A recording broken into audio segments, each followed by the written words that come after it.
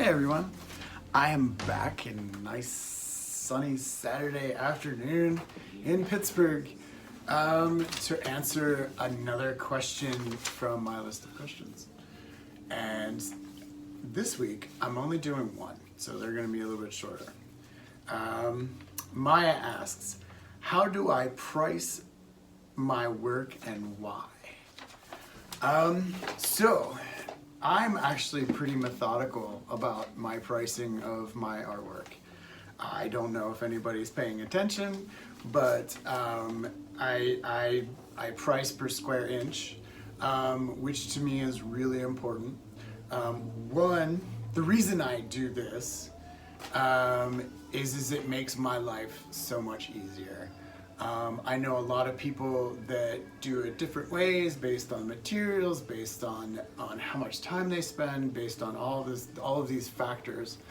And to me, price per square inch is the only way to do it. Why? It's easy. It's easy. So the math is number times number times number. And point whatever number, and that's the formula. So it's you measure your piece and you go, okay, it's 10 inches by 10 inches, which is 100 inches square. It's 10 times 10, and then times point whatever you're charging per square inch, or times 1 or 2 or 3 or 4, depending on what what you are charging. So the value of that, what is the why would I do it this way versus other ways? Could I make more money doing this, that, and the other thing? My biggest thing besides ease is there's a few factors. One, it values all of my art the same, regardless of what size it is. So if you buy a little 5x5 painting, it is valued the same as a 4 foot by 4 foot in per square inch. So you're gonna pay less for the small one, but it's still valued at the same as the large piece. And I think that's a good way to do it. I think that people feel good about that. They see my prices reflected consistently too. It removes emotion from the product. And I'm gonna get into, this is capitalism. This is the capitalist side of the art piece, selling artwork.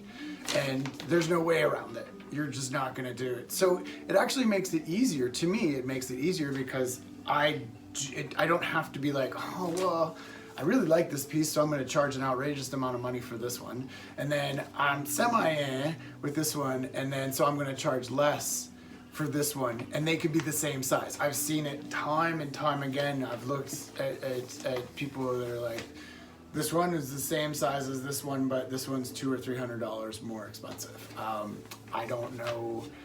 That's their process. This is just me doing it, and I just don't understand that. You've got a market, you've got a business, you've got all these things that you have to take into consideration, and that's just not, to me, that's just not a great way to go about it.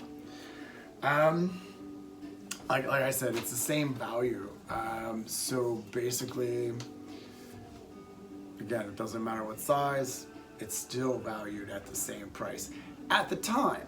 And that segues into, it's easy to incrementally raise the prices of your artwork based on the market. So if you do 10 by 10 by 0.10, 10 cents per square inch, watch, I hope I don't embarrass myself. 10 times 10 is 100, times 0.10 is $10. So basically that's how that shakes out.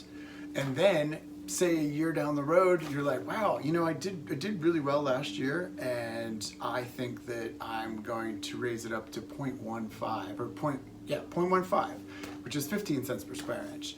And so what you then can do is you can basically like just go through all of your available artwork and raise the price slowly, see how the market reacts, so on and so forth. And I know that the market also reacts to the artwork that you're doing and all those factors, but this, again, that's not why I'm here. I'm here to explain why I do this. As a new artist, it also helps you test the value of the market that you're in. You can start at a small rate or a high rate and then work backwards. Doesn't, you know, until you're happy with how many pieces of artwork are going out of your door, et cetera, et cetera. You know, that's definitely like a personal choice. It's funny, like I would say like 6 or 7 years ago, I started really high and then I made a decision to like jump way back and then work my way forward, and I've been working my way forward ever since. And I think that I want to keep my artwork affordable too, for the average person. That's really important to me. So, and this kind of helps with that. You know, it's consistency. And that's all I have on the list. So that's how I price my artwork. I'm not saying it's for everybody because there's other factors that are involved, materials, cost of paint, but I think that you can find that happy medium, time that you spend on your artwork. But I think that mathematically, if you find that price per square inch, it will help you as an artist to just kind of be like, okay, right on, I'm gonna be this consistent value. I keep putting the word value because that's what it is. It's the value of you and your artwork. So I hope this was insightful, and I hope you have a great day. Thank you. Okay. Shoot, if we had such a place as that, I'd have to go fishing there. I like to fish, but I'm not a very good fisherman. I catch a little fish and take the hook carefully out of his mouth and put a Band-Aid on him, a little CPR, and pat him on the tutu and put him back in the water and go back and catch him again another day. But we'd have to have a way to get up here if we was going to catch that fish. It would take a little...